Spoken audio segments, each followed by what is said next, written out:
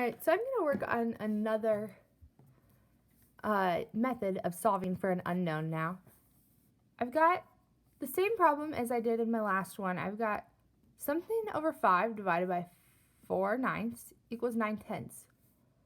So in my last one, I figured out this using a fact family and changing my problem around.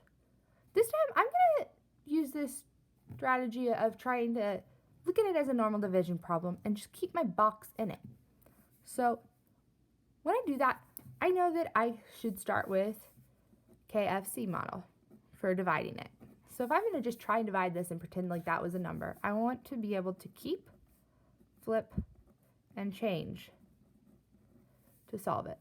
So the first thing I need to do is I need to keep my first thing, which is a box over 5. So my unknown over 5. I have an unknown number of fifths. I need to flip my second one. So I've got 9 over 4.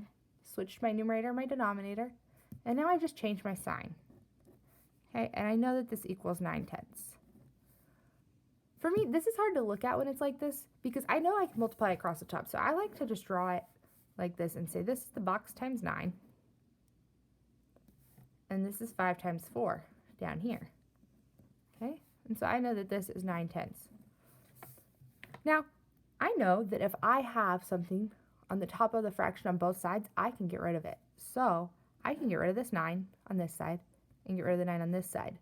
So now what I've got, when I get rid of that 9, it becomes a 1. So 1 times box or just the box. So 1 times my unknown. So all I've got now on the top is my unknown. The bottom, I can figure that out. 5 times 4 is 20. Like I said, my 9 becomes a 1 because I got rid of it. I took it off of both sides. And then my bottom stays the same. So I have something 20th equals 1/10. Well, to get from here to here, I'm multiplying by 2. So to get from here to here, I'm going to multiply times 2. Well, when I do 1 times 2, I get 2. And so my final answer is 2. And we know from the last video, using our keep, flip, change, and going back and checking our work, that this does turn out to be true.